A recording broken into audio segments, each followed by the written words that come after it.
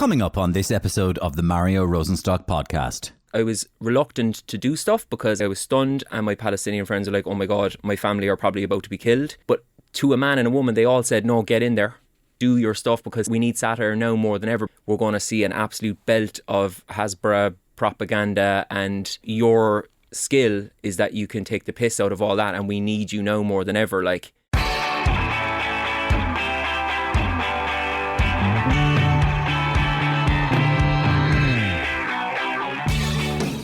when there's a huge global issue going on like Israel's war on Gaza, naturally it gets wall-to-wall news coverage. The latest news and shocking photos are all over traditional and digital media and social media channels every day. But sometimes this blanket coverage can actually be counterproductive. We get too used to it, we get inured to it, and it doesn't grab our attention in the same way as time goes by. It's tragic, but that is the nature of our human condition. So in order to keep getting the message out there, you need a new angle. Comedian and writer Tadhg Hickey certainly has that angle. Tadhg is no stranger to this podcast. He's appeared 3 times now and has become very well known over the last few years for his unique brand of comedy, which highlights global political issues in a very fresh, accessible, almost, simple Sesame Street almost kind of way. And that's to compliment him. Over the last few months, he has returned his attention to Israel and Gaza. He hasn't just jumped on it. Since October 7th, he was doing stuff like that a long time ago as well. And he's been getting a lot of praise and, at times, conversely, condemnation for his work. He's used to both. Tadhg joined me earlier this week for a very interesting conversation about this terrible conflict, how and why it all started, why it might sound the death knell for Zionism, and how he's trying to do some good through comedy. so all these Christian Zionists, right, largely support Israel so that they can support the moment where they'll all die, Jesus will come down, and all the Christians will go to heaven. I swear to God. Is that it? To God. I'm open to... I barely followed that. I'm open to correction on that, but no, that was 4D chess. It's gone on so long that even the likes of Piers Morgan is now at a point where I think he's even considering his own career, and he's kind of saying, look, the tide has turned so much here now. I'm going to look like I supported fascism if I don't come in and at least attempt to be a little bit more even-handed. Because at least the racists who are gathering outside the customs house or wherever are showing their faces. I find their views abhorrent. I think they're completely misguided. But at least they're showing their faces and they are who they are. There's an authenticity to that. I haven't had a corporate gig in 7 months. And I used to get a voiceover gig probably on average probably about once a month. So there are definitely repercussions to kind of throwing yourself out there a little bit. My full chat with Tadhg Hickey coming up in a few minutes. And I would encourage you to scroll back an episode and listen to the Sheila Shoiga episode that I did last week, which a lot of you out there got in touch with me about and enjoyed. And it is probably a sister episode to this episode. And don't forget, you can always contact me directly, mariorosenstock@gmail.com. I read them all and I get back to most of them with whatever's on your mind. And this week, I had a few requests to hear this comedy sketch again. Hello, and you're very welcome to The Stand with Eamon Dunphy. Now, the movie awards season is upon us, and it's a time of great Irish success so far for young Irish actors. I'm delighted to be joined on the line by Ireland's most respected showbiz correspondent. That is, of course, the great John Giles. Hi, Eamon. John, it's great success for these young Irish actors. Yeah. BAFTAs, Golden Globes, Oscar nominations. Yeah, they're doing well, Eamon. You have the lad Cillian Murphy up there. Yeah, Oppenheimer, John. He's great, apparently, is he? No, I never knew a Cork lad invented the atomic bomb, Eamon. It's great, yeah. Yeah, it's very convincing, apparently, yes. You've got the lad Mescal, you've got the lad Barry Keoghan, Andrew Scott. Yes. John, lad Keoghan, where did he come out of, John? I hadn't heard of him before. Yeah. He was the lad that was killing cats in Love Hate, Yeah, Eamon. that's right, that's right, John. Yeah. No, he didn't just kill him, John, did he? He really did a job on him. No, he blew the shite out of him, Eamon. Yeah, no, he riddled him. He riddled him good. Why are these young Irish actors so successul, John? They're good lads, Eamon. They're good lads. I have a problem, though, with some of the young Irish go lads. on. What's the problem with them, John? Well, they have a habit of taking their todgers out, Eamon. They're Todgers, John. Yeah, too much, Eamon. Too much. Too much. Yeah. I mean, you have the lad there, Kyogan, he's dancing around with his Todger out in Saltburn there. And is it good, John? Oh no, it's great, Eamon, but he didn't need to take it out, the Todger. Yes. You know, with the lad Mescal and normal people, he's taking his Todger out as well, and Andrew Scott and Mescal there. They've all got the Todgers out. John, does Cillian Murphy take his Todger out in Oppenheimer? No, he didn't need to, Eamon. It was a nuclear bomb. Nuclear bomb. No, great performance I'm hearing, John. Great performance, Eamon, and that's what I'm saying. John Wayne never took his Todger out, Eamon. No, things have changed, John. Okay, well, thanks to John, and good luck to Barry and Cillian and Andrew and Paul. Todgers are not. See you later, folks. And don't forget my huge show, Gift Grub Live 25, celebrating 25 years of Gift Grub on the radio, which has been this week, or the last 2 weeks, really. We have a gift-wrapped podcast out, a 6-parter. Check that out on GoLoud. The top 25 characters will be revealed on Sunday. Was revealed, if you're listening in the past tense. In a special show, 12 to 1 p.m. by myself and Ian Dempsey. I don't even know who the top 25 are. It was you, the listeners, that voted for them. And, of course, you can buy tickets to my 3-arena show next year, Friday, March 28th, 2025. Tickets are going well, but get in early, get in now. You know how these things work. Okay, I told you about Sheila Shoiga. Sheila had also talked about how many of the people she has always admired in the wellness industry had stayed utterly silent on this issue, Palestine and Israel, and how disgraceful she found that. So Tadhg and I started off by talking about that. The point is beautifully, eloquently made, and I agree with her 100%. I was actually thinking today on my way up, you know, the so-called racists are the guys who were protesting yesterday, waving the Ireland flags, the kind of Ireland is full brigade. But I think the more dangerous racists are the ones that Sheila is talking about, the ones that maybe don't realise it themselves or realise it and they're performative in their activism. So when it comes to easy wins like Black Lives Matter and some of the LGBTQ plus stuff, they're front and centre on social media. But when it came to the mass murder and genocide of brown people that they're watching undoubtedly on their phones being live streamed, they're absolutely silent. Why? Because it's not good for their careers. And I think it's worse. It's a worse, because at least the racists who are gathering outside the Customs House or wherever are showing their faces. I find their views abhorrent. I think they're completely misguided. A lot of them have been force-fed conspiratorial rubbish, but at least they're showing their faces and they are who they are. There's an authenticity to that. I think the wellness community particularly has shown itself to be liberal and not left, and certainly not anti-colonial, and they're opportunistic. And Sheila's bang on. Okay, Tadhg, for our listeners again, pretend I don't know you, your work as well as I do. So just take me back to what you've been doing on social media, on video, as a comedian over the last 7 months. So I finished up. I did a stand-up tour in Britain. And I finished up on the 7th of October, bizarrely, and we did Cardiff, and I did a lovely little gig in Cardiff. I had a great time. My cousin was there. He played support for me. Lovely hurling. Went to see Cardiff play.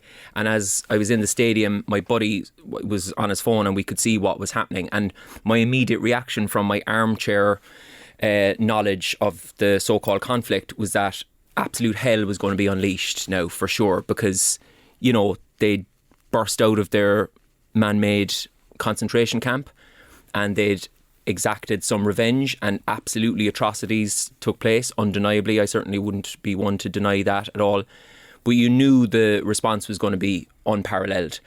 So initially I did nothing because I was kind of stunned, I think, that the reaction happened so quickly. I think the offensive happened within a matter of hours, and I've got Palestinian friends in Cork. And so I was just more speaking to them. I think I reshared one of my old videos because I'd been doing Israel-Palestine stuff on and off for years. and that went viral. And then I spoke to Palestinian friends about, should I do stuff here? Because I was thinking, like, explain what you did when you reshared the video, because this will take my listeners into exactly the way you do them.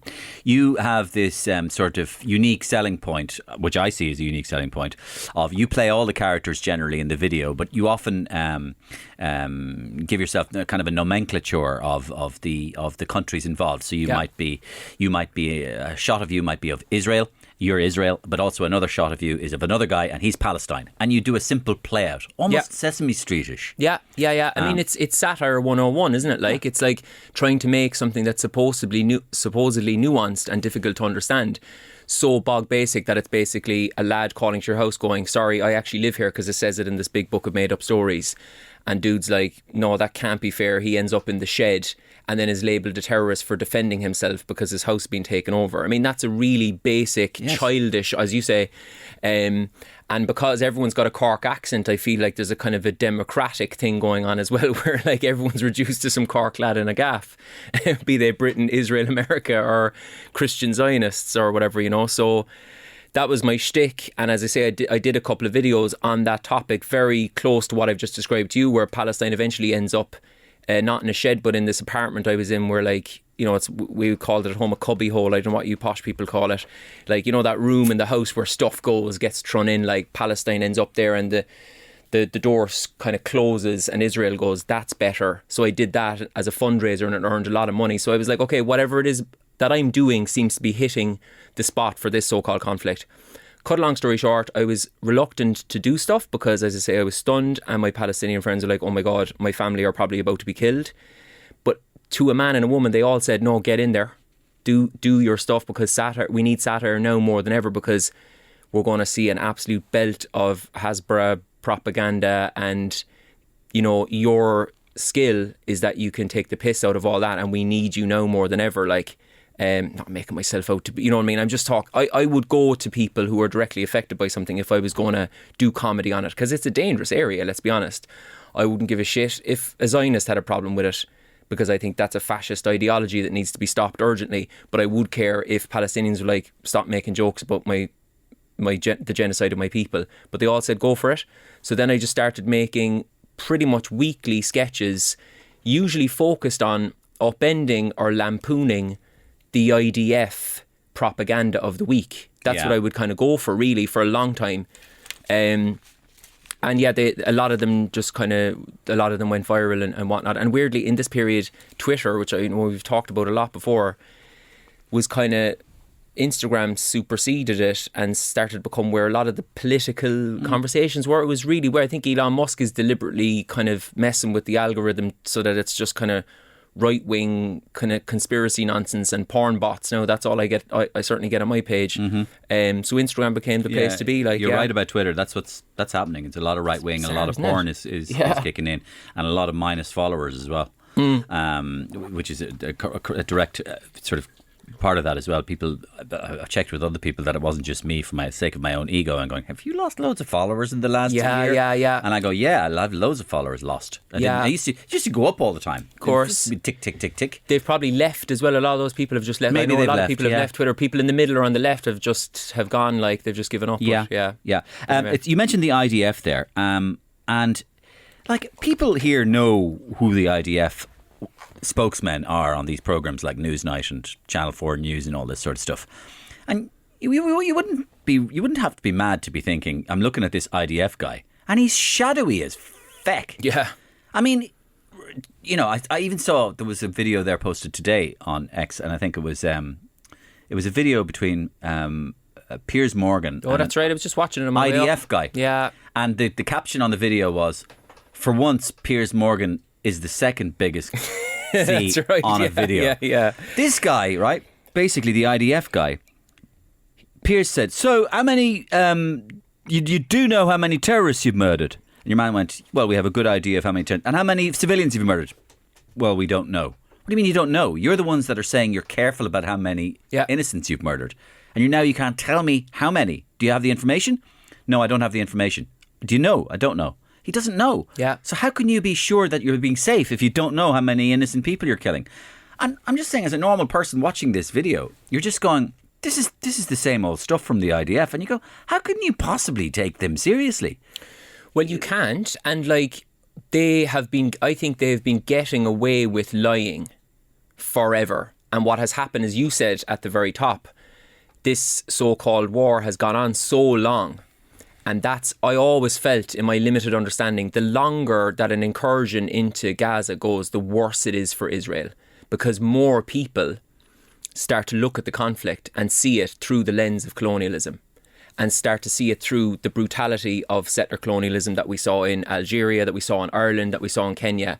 And the playbook of colonialism is you need to lie, you need to make up stuff to make the public believe that it's okay for you to go in and mass murder, ethnic cleanse and put your own people on that land and extract their wealth. That's what you need to do. So what's happened in this particular instance is that it's gone on so long that even the likes of Piers Morgan, who I would say, like most people that I talk to, like Palestinians, would see him as an enemy of the Palestinian cause and a complete supporter of Zionism, is now at a point where I think he's even considering his own career, and he's kind of saying, look, the tide has turned so much here now. I'm going to look like I supported fascism if I don't come in and at least attempt to be a little bit more even-handed. So he's really tough.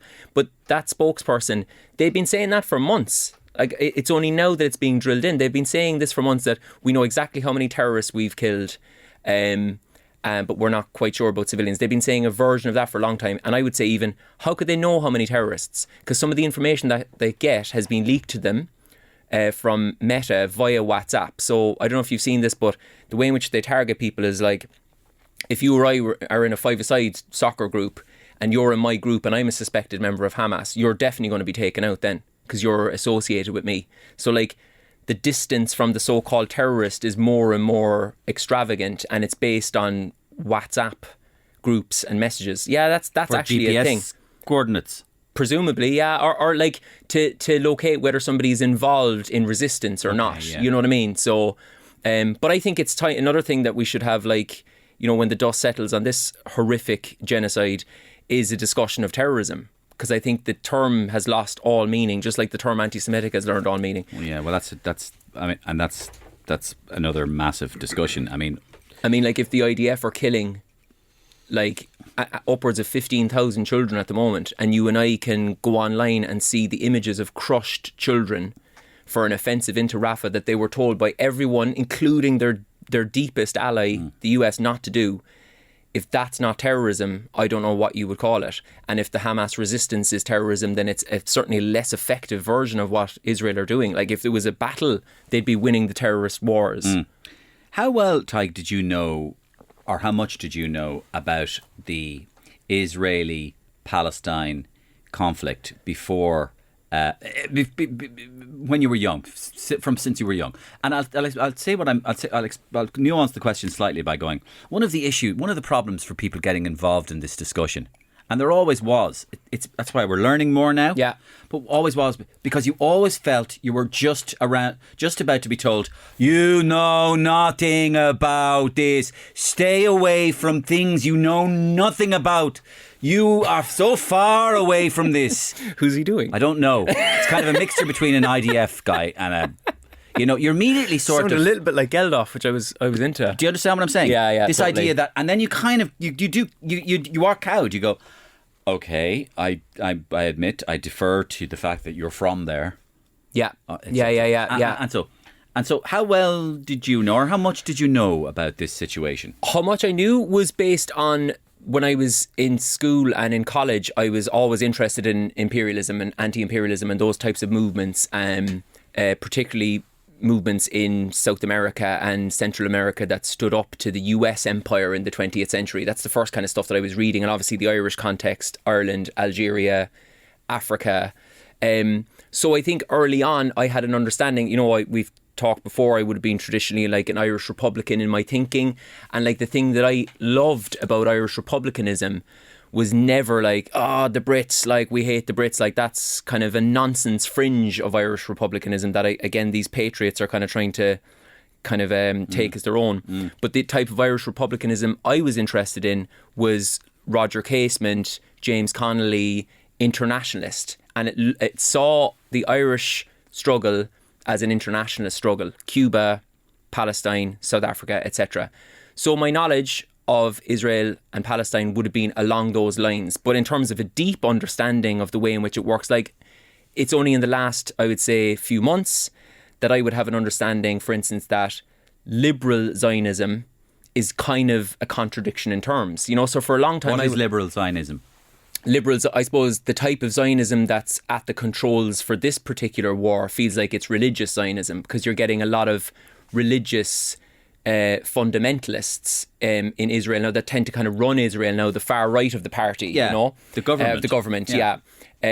But before, there was a kind of a liberal Zionism that was more palatable to the West in previous generations, and it would have been more secular, and it would have been more inclusive of LGBTQ and plus, and that's where the idea of Israel as this kind of liberal democracy kind of came from. We're not like extremists like the Islamists in these kind of Arab countries. We're like you know, playing to the West. But we are being fed we are being fed the so-called fact that, you know, the difference between, for example, I know you come across it, you do this as well, but the difference between the Russia-Ukraine conflict and the Israel-Palestinian conflict is that the Israel state is a democratic state, right? Yeah. Now, I have a problem even believing that, as long as Netanyahu and Benny Gantz or whatever his name is, that his name? Yeah. Are around, and these religious lunatics, fundamentalists, who actually want to not only they want a vengeance, a complete vengeance, and an eradication.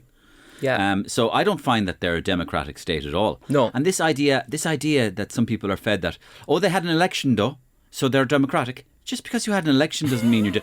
Putin got 87% of the vote there last week.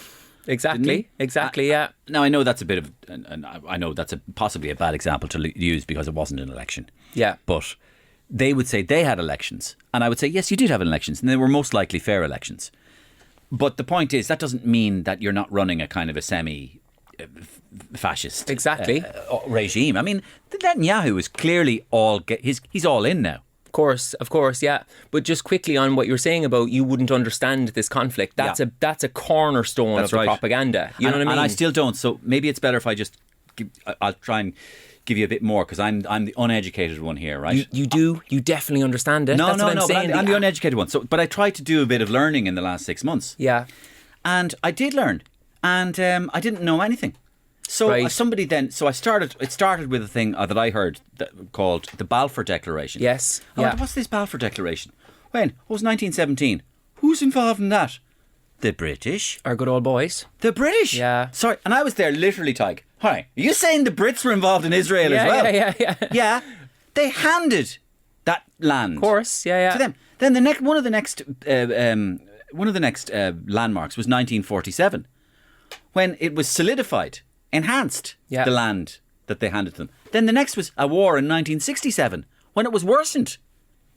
You know, and then the settler situation. So, see what I mean? I know you're seeing it. I know you see it through the colonialist lens, but it is very hard to see it from any other lens. Exactly. I mean, what the fuck is Israel doing there? Exactly. And if Israel did, but hang on. It's lovely hearing you say this. Hang on. If Israel. I mean, I have no issue with Jews. No, in my name, Rosenstock. Who does? Where do you think that comes from? Who does? That's another playbook. Like Did you ever think of my name, Tadhg? Yeah, I actually always assumed you were Jewish. The most common stem for a Jewish name in the world. And I'm kind of going. Of course, the Jews have been petrified, horrified, throughout history, and vilified and made scapegoats. But how dare they force us into a situation where we have to clarify that we've got no issue with Jews? Like, it's so dumb. Of course, the conflation of Judaism and Zionism. The conflation is ridiculous.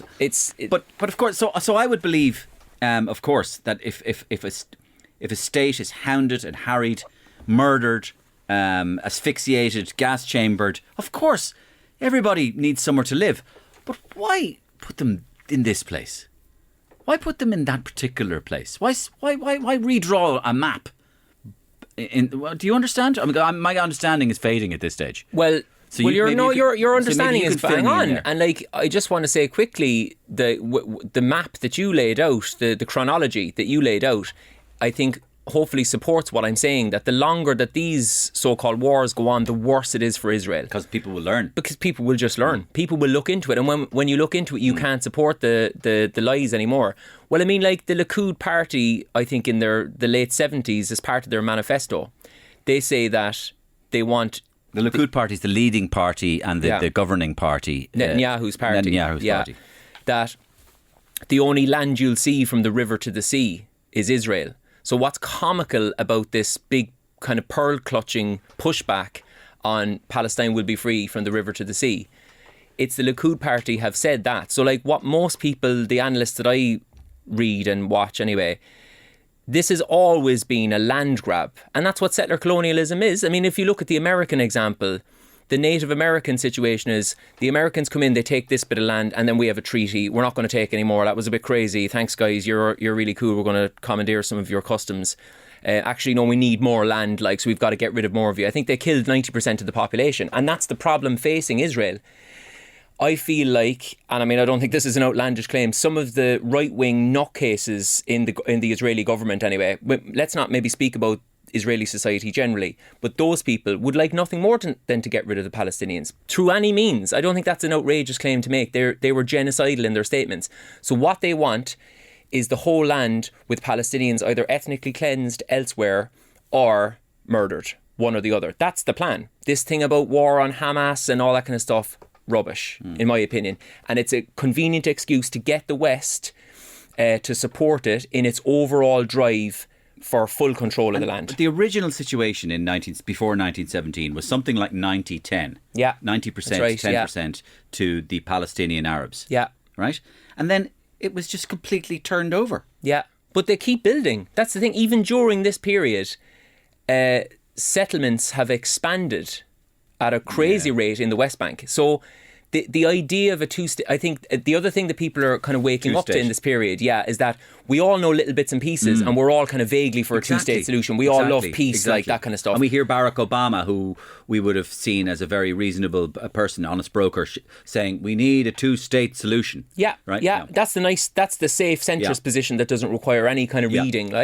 And I think what people are realising now is if you want a two-state solution and one side keeps taking extra slices of the pie as the negotiation, the negotiation hasn't even started, and you're taking more and more stuff, then obviously a two-state solution is not possible. And they're pockmarking the land as well. So the settlements are going to in a certain pattern that you couldn't really make a Palestinian state. You know what I mean? Unless it's going to be, and then what they've done to Gaza means that Gaza is going to be. I was reading somewhere that it's going to take like anything up to 70 or 80 years to rebuild everything in a complete, to raise the ground, to actually make it livable and anything like it was before. Here's something you're very interested in as well, and it's the media treatment of this subject, right? Yeah. So when I turn on Sky News, I see a banner headline, and it'll be more coverage of the Israel-Hamas war. That's right. And I question the use of the word Israel-Hamas of course. war. Yeah. And for my listeners, I would go, well, why, Mario? Whatever. And I'll tell you why. Well, because Israel is a nuclear power, first world economy, with the most powerful ally in the world, ironclad, so it's called, America. They are something like the fifth highest nuclear power in the world, against a bunch of guys basically with stones. And you call that a war? Yeah. I mean, that's not a fair fight. No. And also, I would say it's a war on Palestinian people. If they don't know how many civilians they've killed at least double, by conservative estimates, civilians as they've killed militants. So, and they're mostly women and children. So I think it would be more accurate to say that it's a war on Palestinian people. And also the other problem with framing it as the Israel-Hamas war is they've bombed Lebanon, they've bombed Syria, they had a limited attack on Iran. They're not confined in any way. There's no Hamas in the West Bank. The numbers of people who've been killed and imprisoned in the West Bank are record high in the last few months. So it's either ignorance or it's deliberate client journalism to frame it as the Israel-Hamas war. But again, that's another thing that the world is waking up to. Have you seen that Macklemore tune? Yes. It's so good, man. I thought it was excellent. But he really just has that he kind of harnesses that thing where the world is kind of waking up at the same time to all the hypocrisy and the kind of white supremacy and I think the student movement is just that final needed shot in the arm for the pro-Palestine movement. It's so dangerous. Just, like, why do you say student movement, right? I have a quote from you here, and we actually wrote down the quote because we didn't know if you said it tongue-in-cheek or not. You're such a good satirist that we don't even know if you're serious anymore. So you'll have to tell me anyway. Student protests, I don't know if it was these student protests or what student protests you referred to, but you said student protests are just virtue signalling.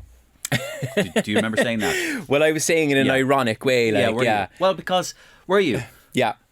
Because can I just test that for a moment? Of course. Yeah. And that is, what if I suggested to you that half the students who are protesting don't have a clue what they're talking about? I think we're all learning at the same time. So, what about that idea that people piggybacking on an experience almost as a rite of passage? I'm a student. I must do this. It's like, I don't know, it reminds me, of one of the Kardashians doing a Pepsi ad. But how is knowledge shared? Okay. That's what I would say. I would say that there's probably people who have a really deep understanding of the conflict and hopefully they're leading it. And then the rest of us are just like, you and I are, we've just said, we had a certain amount of knowledge and, we're increasing our knowledge as we go. But I'll say one thing, Mario, whether you're an absolute world expert on the Middle East or you're a student going, that looks like an interesting protest, I wonder will I get involved in that? Most decent people are against the mass murder of children. So whether you go into the history or the Bible, there's not a religious passage or there's not an academic book that has been published that'll make me anyway believe that it's okay to mass murder children. And that's the bottom line. And most people are not anti-Semitic in any way, shape or form. They're against the absolute unspeakable horror and carnage being meted out against this defenceless population of mostly women and children, refugees in a space, I think, half the size of Louth. Yeah. Do you think that 75%, the vast majority of people, do not support this? Everywhere?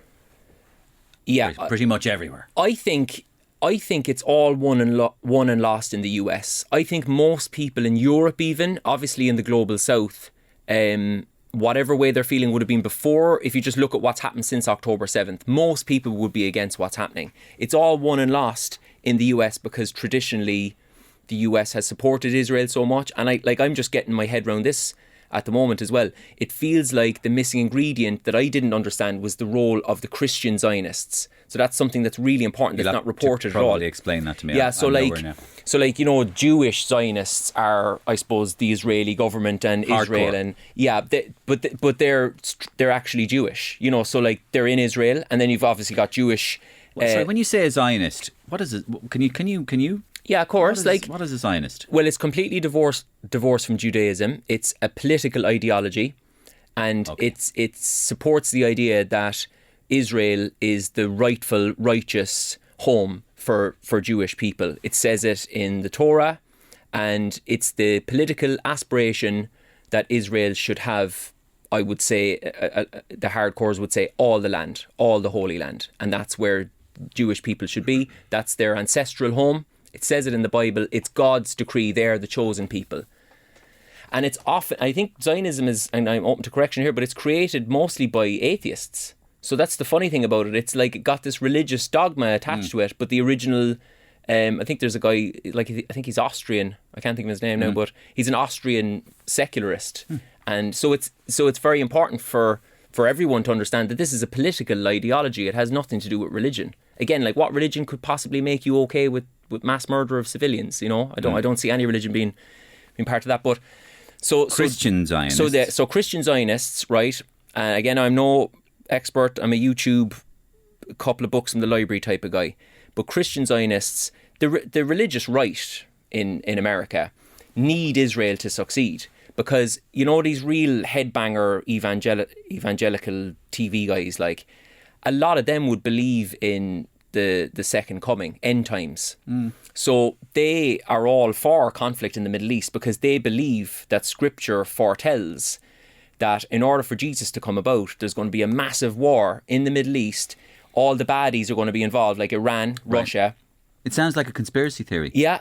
It's going to take place in, I think, a place called Geddon. So Armageddon comes from this place, Geddon, and like Arma's the fight that's going to take place. Israel has to be strong for this to take place. Like, so that's why they support all the settlements, that Israel will run all the Holy Land. Be a bish, bish, bish, bish, bish. Just before the conflict starts, though, bang, right on cue, Jesus comes down and takes off, I think either sucks them, I don't know, are we talking suction cups or what's happening, but he gets rid of all the Christians, right? And if a Jew in time goes, Jesus, I convert, he might be okay, but other than that, all the Jews are dead. So all these Christian Zionists, right, largely support Israel so that they can support the moment where they'll all die, Jesus will come down, and all the Christians will go to heaven. I swear to God. I swear to God. I'm open I to... barely followed that. I'm open to correction on that, but no, that was 4D chess. And these guys, not only do they believe that, they're saying it in tongues. So they're going, hey, you know those guys? Exactly. But Mario, they're so powerful though. Like I thought, again, we're all learning. Up until recently I thought, oh, they're just the crazy, like my mom is no longer with us now, but no wonder they have so much she used to cash. love all that shit. Yeah. They're smart. Yeah, exactly. Like, yeah, but they you know, I just thought, look, they're headbangers, they go around, they're healing people or whatever, but no, they've organised themselves into a massive political force in the US. And so if a would-be president wants to be anointed, like Trump was anointed by these guys, like, you know, they love Trump because Trump's going to moved the embassy to Jerusalem. Roe versus Wade. Yeah, exactly. And they're all that, you know, like regressive kind of anti women's rights, anti anyone's rights except for white middle class men, it seems. And so yeah, they're setting themselves up for end times. So they're a lot of these guys are anti-Semites. They hate Jews. It's so incredible. Zionism needs to get into bed even with anti-Semites in America to keep that power. So this is a long-winded way of saying it's all won and lost in the US. Like, and I'm not sure how you would pull those entities apart. Okay, so just before you came in, myself and Ed were talking about this very subject, the US, and it's fascinating to me, right? So at the moment, you say the game is in the US, and so I'm looking at Biden, right? So Biden is a Democrat, and Democrats are traditionally the party of the young, the idealistic, and more crucially, the colours people, the people of colour, browns, the browns and the blacks, right? And at the moment, he's losing all the browns, the blacks, and the young people in his policy of with Israel. Why? Because he's a Zionist. Is he? Because he's a Zionist. Yeah, he's a Christian. He's a Catholic Zionist. He's been on the record as saying he's a Zionist, and I think it's so he's all in. I think he can't but be all in. You know, so it's like he signed up to it. He's kind of signed up to it. You're not going to go, I'm not a Zionist now. After all this, I didn't know Joe Biden was a Zionist. Yeah, I think he's on record as saying that a few times. Yeah, and he said, I think in again like late 70s, early 80s, he was on record as saying if Israel didn't exist, we'd have to create it. Yeah, you know, so it's a kind of an outlier of American empire and Western colonialism in that regard. But to go back to Zionism, he's so committed to that ideology now that he can wring his hands a little bit of Netanyahu, but he can't abandon Israel. I think both sides of the house are. So Israel, you're saying, I'm still following you now, okay? So Israel, you're saying, you be my teacher for a little bit. But Israel, you're saying, and I mean, Israel is partly supported through a religious, fundamentalist, Zionist, evangelical, persuasive, charismatic situation over in America, Absolutely. Which sees Armageddon as the end game, ironically, in which all Jews die. Yeah. But there's also strategic importance of Israel, isn't there? Yeah, of course. In the sense that Israel is the arm of America in that oil-filled area. Of course, So keep control of the boys. Yeah, they share the same Western corporatist interests. Yeah. And it's this, you know, it's this safe havens, this so-called liberal democracy in the sea of potentially dangerous Arabism, like I think is one of the original quotes about Israel. But I think what's happening at the moment though, I think is really to get positive for a second. The kids kind of rising up, you know, and I totally understand what you're saying. There's opportunists in every walk of life. Like I'm finding at the moment where like I've got a Patreon, right? So I'm being very well supported on Patreon. There's other people that I can see, and I won't name any names, but like I've never known them to mention Palestine before, and they're kind of hot and heavy in it now, and it's like subscribe to this, subscribe to that. and they're going to make money out of it. I mean, it's all human life. People are just in it for the buck, and some people are in it because they care, and most people are in it for a mixture of the two, I would say, under some circumstances. But the big thing is, maybe not all the kids. Can I ask you a tricky question there? Of course. And this is something... I love tricky questions. I think it's tricky enough. What's wrong with being on the right side of history if you see it as the right side of history? Nothing. Okay. Nothing. And that's why I was doing videos for months, urging people to come in on it. Yeah. You know, because some people were like, I talk to people privately, right? A couple of high-profile comedians privately. And I won't name them now because that would be totally unfair.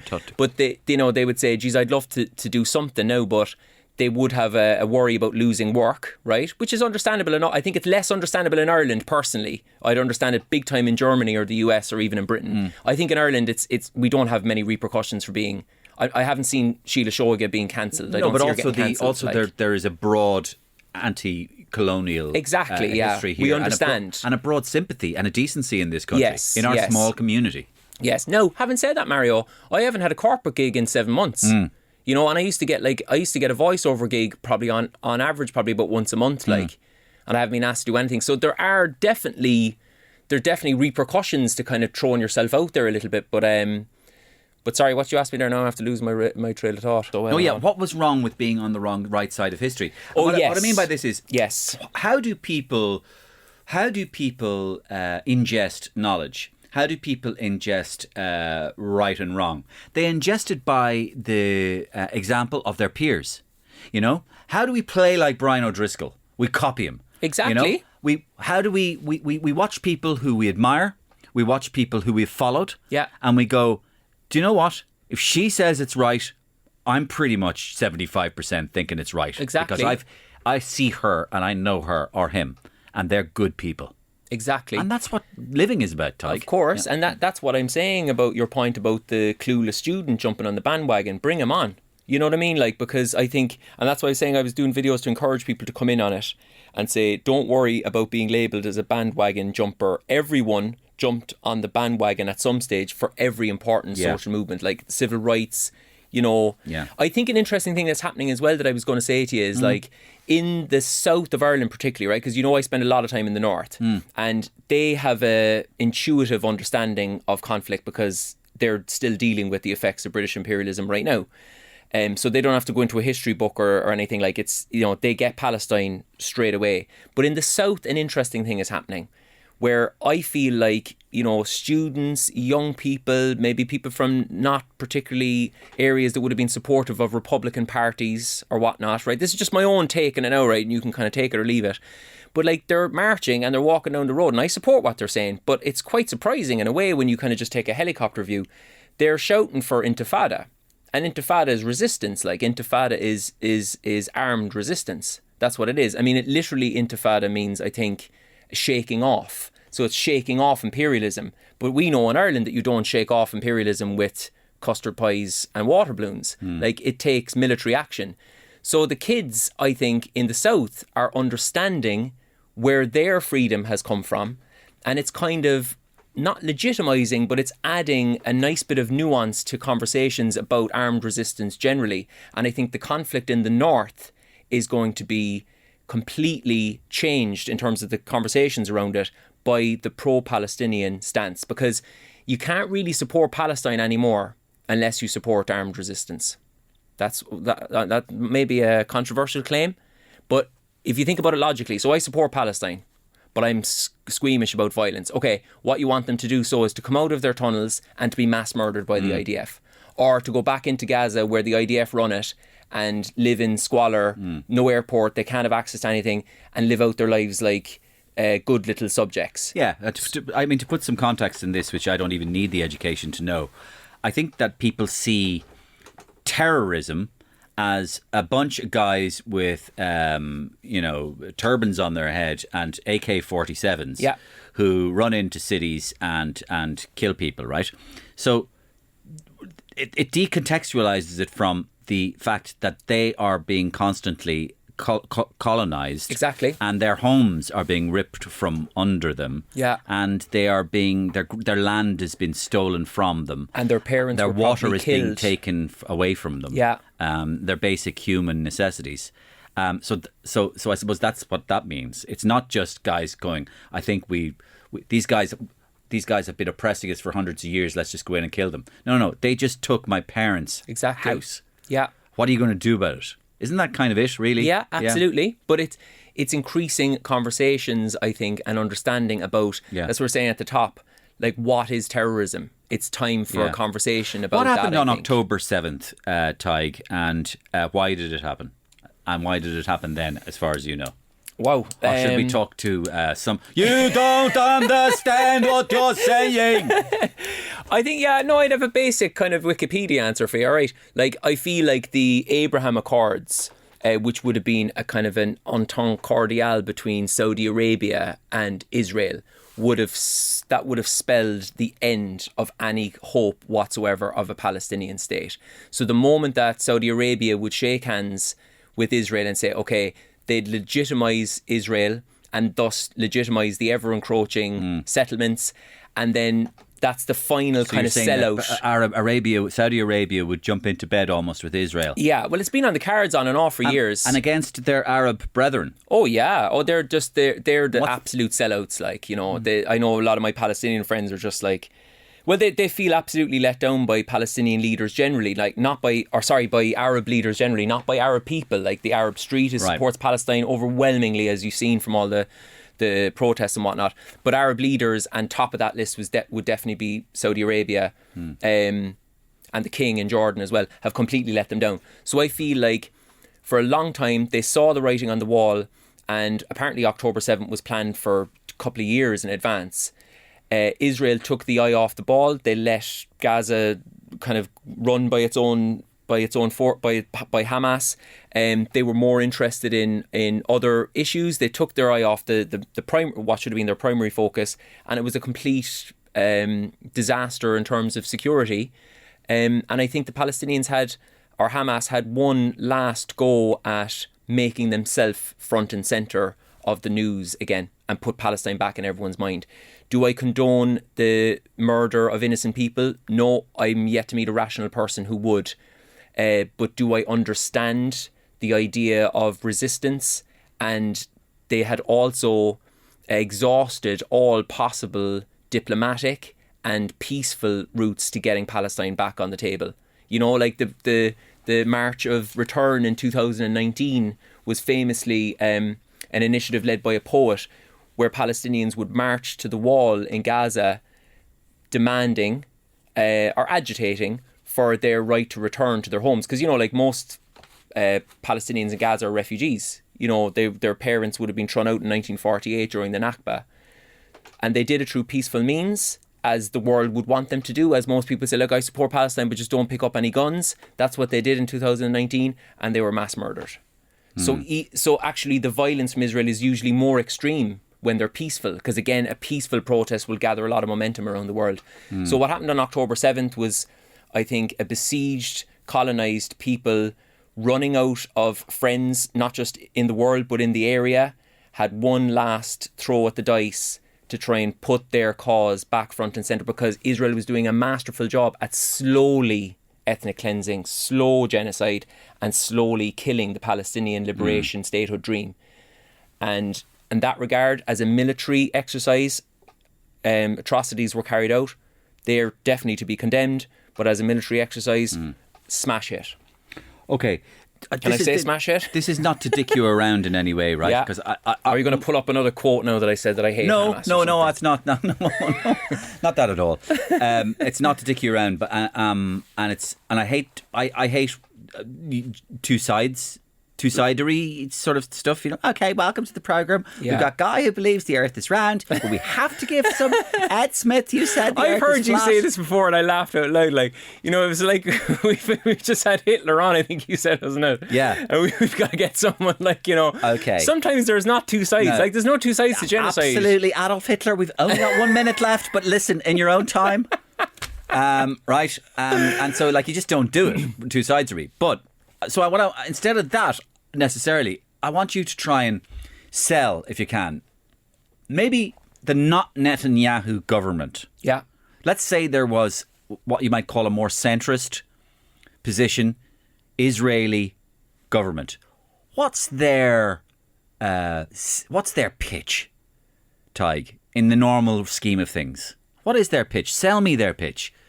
Even the most optimistic version of their pitch. Because pitch for what? Their side of it. Okay. Well, I would say, and I try think and see it from their side. What would their side be? Definitely, there is theirs. I will say one thing. Actually, I can't see it from Netanyahu's side. No, Honestly, they're extremists, right? So you can understand an extremist position really, because it's kind of by definition it's bordering on insane. I think so. It's very hard to understand it. Yeah. The political centrist Israel position would be that the fact of the matter is that they are in the Holy Land now anyway. It's not their fault that Balfour and the British act with duplicity. You know, it's a fact that Jews were mass murdered in an undeniable Holocaust in World War II. It's a fact that the whole West pushed for the creation of Israel in the area and actually sold the Arabs out and sold the Palestinians out. It wasn't really the Jewish Europeans who did that. No. Like, this is all Western diplomacy. The West in many ways created the cutting edge of the problem of anti-Semitism and also created the solution to it. sectarianism in Northern Ireland. And sectarianism. And exactly. in India. Absolutely, exactly. So the Israelis would say, we're here now for a long time. We're not going anywhere. We're the only Jewish state in the world. And their take on it would be, like you mentioned, 67. Their take on it would be, that's when all the Arab states, which is a fact, launched war against them. So they see themselves, I think, coming from a Holocaust as a still completely marginalised, besieged people that all they want is peace. And because of all this hostility from Arab countries, they've been forced into this mass murder of women and children. I think that's what they would probably say. But I will say one thing. You know, people like me can sometimes be glib, I think, with the comparisons. Like at the start, I was talking about Algeria and I was talking about Ireland. This is definitely a unique example. This is neither for or against anyone, but it's a unique example because, like, it's not like the British were fleeing religious persecution and they had to go to Ireland and set up shop in Ireland. Like, they had a country, you know, so there's not really that many. The only example that's close to it, I suppose, is the American example, and that's obviously different in lots of many ways. But what we're fleeing the fucking Normans, mate. Just leave Britain. Fucking Vikings, mate. That was 800 years ago. No, mate, the fucking Vikings were on my lawn. I had to go to Ireland. They hate our religion. Fucking hell, man. Have you seen their horns? So it is a unique example, and they're so far in now. You know, I was going to say they're so far in now, there's no going back. But I feel actually the horrors of the last 7 months mean that Zionism, and obviously not Judaism, but Zionism as a political ideology, I feel is on its last legs. That's my belief, because people are moving so much and rallying and organising themselves all around the world. Student demos are usually, that's the death knell for an oppressive corporatist regime. Look at Vietnam. It didn't work with Iraq. They went into Iraq anyway, but the students were loud and proud for all those moments. South Africa. So I'd like to believe, and a lot of my Palestinian friends, believe it or not, have some hope, because the movements that they see around the world, particularly in Ireland, and I would like to say this about Ireland, ordinary people in Ireland, the solidarity that we've shown Palestinians is one of the most beautiful things that I have ever experienced in my life, and it makes me so proud to be Irish, especially when my Palestinian friends go to marches and they're emotional with the support they get, and they get hugged and they get understood. That's the main thing, they get understood in a way that they're not in Britain or in Germany, again, because you said we understand settler colonialism like no other country in Europe. What about you personally, Tadhg? I mean, you've had presumably some interesting kickback. One of the most interesting thing I get is daily requests to revert to Islam. That's one of the most interesting things I get. They're asking you to revert to Islam. Yeah, because you came from. They say, see, this is the thing. They say revert, I think, because it's like they believe that Islam is at the foundation of all religions, I think. So you'd only be going back naturally to what you always were. Right. So they say revert.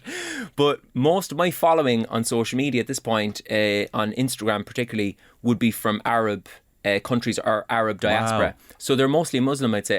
Definitely over half my following are Muslim. And I often get messages from people saying, you seem like a really nice guy. The last step for you is like please come to our mosque, you know. And I'm not laughing in a disrespectful way. I'm so flattered and it's delightful, but I have no plans at the moment to. I believe that you were threatened by a Zionist witch. Is that right? Oh, that's right. Yeah. A Zionist witch.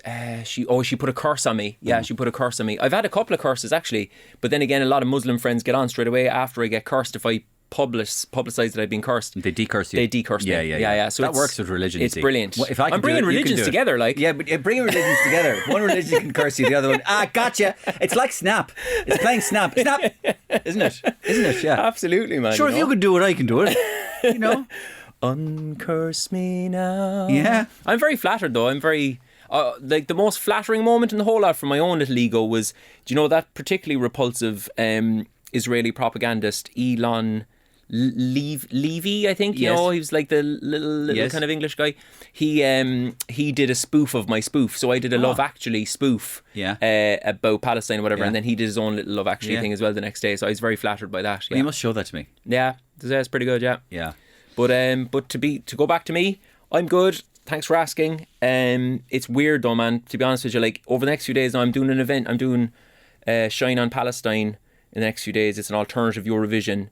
I'm chairing a solidarity event in Kildare. My whole life is Palestine now, and I'm not complaining about it, but I'm so far in now, it's hard to come back out, you know. And the other thing about it is, like, I must ask you this prosaic question. Yeah. What about making your living? And I know you have a young family. Yeah. So you also have to put food on the table. I do. Well, or help to put food on the table. I'm so lucky, Mario, right? So the one good thing I did a couple of years ago was I started a Patreon account, and I have a direct relationship with kind of fans and followers for a long time. And that Patreon account has doubled and nearly trebled. So I'm doing fine. Like, I'm probably not making as much money as I was when I was getting a lot of corporate work, but I have a new theatre show coming up in September and stuff. So What's it called? Gatman, yeah. Gat being it's another drinking story, like, you know what I mean. You know me, just playing all the hits all the time. But look, I'm a big picture guy. I didn't see myself as having a career anyway, without being too pretentious. I make work, and at this moment in time, I'm making work, and it has a utility to it, and that makes me feel good. And my Palestinian friends at home are happy with me, and I'm not starving. I've got no complaints whatsoever, and I'm looking at the big picture. I know you're from the other times you've been on the podcast that you have been outspoken in your support of Sinn Féin. Yeah, and that would naturally come from your republicanism. Of course. But how would you see the Sinn Féin position on this situation as you see it? Is it let you down? Has it disappointed you? Go on. Yeah, it has let me down. I've been public enough, I think, to criticise their stance on Palestine. I think, again, what attracted me to... I would say as well, I would be an Irish Republican rather than a supporter of any specific party. Given the list of parties, I would go for that one. But, like, I'm not tethered to any party or person for my beliefs, I think. But yeah, I publicly tweeted that I felt like, to go back to the internationalist thing, that we offered solidarity to Palestine and South Africa. And in this moment, Palestinians, not the Palestinian Authority, that's another podcast, but they're largely, there's some great people in the Palestinian Authority, but they don't represent ordinary Palestinians. Ordinary Palestinians were very clear that they didn't want their only real ally in Europe to go to the White House during the genocide of their people. They didn't want that, to shake the hands of the guy who's signing off on the weapons to kill their people. And I think Sinn Féin going there, they put their own interests ahead of their solidarity, and that really deeply disappointed me. I don't like some of the noises coming out of the party that feels like they're kind of playing a little bit to the kind of far right. Like, I think it's a stupid tactic that's been proved to be ineffective across Europe, where you're trying to pander to try and pick up some of this right-wing vote. Yeah. I hope that's not what they're doing. I think it might be. It's exactly what the Conservatives are doing in England. Exactly. They're trying to pander to this Reform Party sort of maniacs. It's never effective. Yeah, and like the so-called patriots who are screaming and roaring on the streets, they're all anti-Sinn Féin. They're not talking about Fine Gael and Fianna Fáil at all. Mary Lou MacDonald, you're a disgrace. So there's no way you're going to get one of them to go, oh well, actually Sinn Féin are kind of the same guy all the time. Actually, it is. Yeah, there's a group of about 30 of them. Unless it's a really good impressionist, I wonder where we'd find one of them, because it's the same voice the whole time. Yeah, it is. Yeah, and he keeps turning up in the videos. Yeah. You're the fucking disgrace.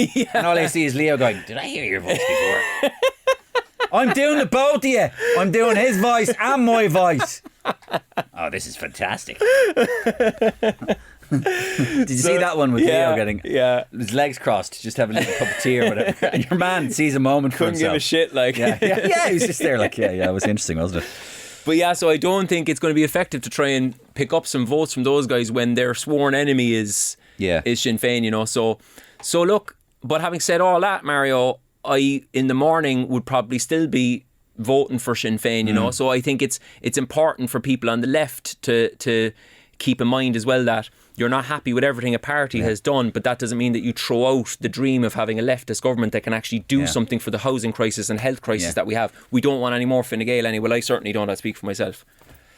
Well, how dare you? That's very insulting to hear. I think we've done an amazing job. And he actually was 25 years of Gift Grub this morning, right? Oh, yeah? This morning, today. Oh, wow. And 25 years on the radio. Buzzing. And the lads did some sneaky, they went out and they got some messages from people. And the funniest messages, we got a message from like Bertie, we got a message from Daniel O'Donnell, we got a message from Ronan O'Gara from France.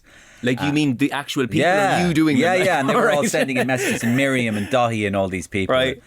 And one of them came in from Pascal, and he went, he actually, it was kind of a bit unself-aware, and he actually went, well, he went, congratulations to Mario on the 25 years.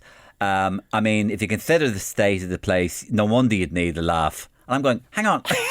You're the one that's saying it. You're the Are you sure, Pascal? Pascal, do you want to take that back? I was kind to Sheila Shoiga last week about a few things, but do you want to take that back? I was just afterwards. He went, sorry, did that come out right? Oh, I put the place in a shambles. So you're in the government, and you need a laugh. Years. You need a laugh. So anyway, and what? It's Tadhg Hickey on Instagram, is it? Yeah, Tadhg Hickey CML. Tadhg Hickey changed my life. That's my moniker. Right. Yeah. And the other one is because I love your videos as well and it was more education for me because I always wondered about things like the Elgin marbles and things and how did Britain get their hands on them. Yeah. They're very fortunate. They just went, I was walking down the road one day and suddenly I found these Elgin marbles. They're the luckiest people in the world. Oh, very lucky. So lucky, you know, born under a lucky star and nobody wanted them back, silly enough. You know, it's very interesting. And they are only marbles, aren't they? Oh, I didn't know that. I was always wondering about these Elgin marbles, you know. Who's playing marbles on the street and why are they so important? Absolutely. And they take all this stuff and then they refuse to give it back. It's mad. Including countries. And they start a British museum then, like, you know, where you can just go and see all your stuff that you can't get back. Yeah. Which I think is lovely. I actually heard ridiculous people arguing on British radio about, sorry, you are from that part of the world and you believe they should stay in the museum, is that right? Yes, I do. I'm originally of Greek heritage, but I am now living in England and I think they should stay in a place where they will remain safe. You are the most bizarre character I've ever heard. Yeah. You know what I mean? Well, Tadhg, listen, it's great talking to you again. And really, please take this in the right way. Well, you can take it no other way, but I really do feel quite educated by you at times. You know, and I really do learn. And I'm not saying that in any sort of performative sense.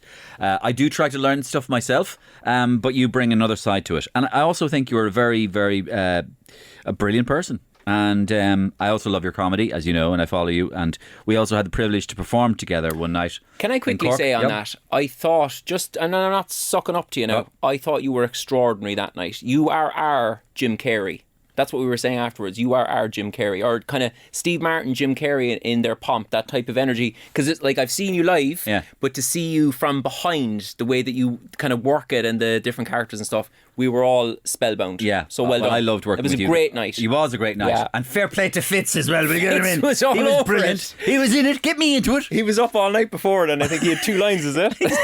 My God, he's made his name for himself now forever down in Cork. He was brilliant that night. No, he's great. He's a lovely guy as well, to be fair. Lovely guy. Listen, thanks for coming in. This is about your 3rd time on the podcast. Loved it. Yeah, I really do love it, Tadhg, and I'm pretty much inspired by kind of the example you've set to people to people who, you know, not me, because I'm not I haven't, you know, gone out there like you and done anything about it, but you've been so you've been so fucking just standing up for what you believe is right and not giving a bollocks what anybody thinks. Well, it's never too late. And if anyone's listening, like, and they've got a big profile and they want to get in on it, like, no Palestinian will say you're jumping on the bandwagon. It's just numbers game.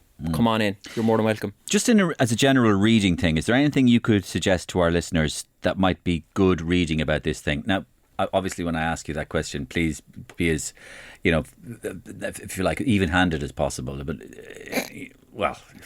I don't mean the book called Two Sides. But no, like, even-handedness would come from reading Israelis, I think. So Gideon Levy and Ilan Pappé, he's an Israeli historian. Right. So I think he would have come from a place of kind of, a lot of them would have kind of vaguely embraced Zionism before they saw what actually was going to happen with it, you know. So Ilan Pappé would be a big one. He predicted a long time ago, like, the education system in Israel is basically rearing people to set them up for what ultimately would be a genocide of Palestinians, because this kind of subhuman perspective on Palestinians was something that was very dangerous to him. I suppose the other thing that's worth saying is if you try to wipe out a culture, I mean, you're just going to create an entire new generation of people who were pretty pissed off that you murdered my mum and dad. Look at Ireland. And I'll stick on a fucking helmet next time. Yeah, exactly. That's what's going to happen. Never worked in Ireland. One guy I've been reading a little bit of is a guy called Avi Shleim.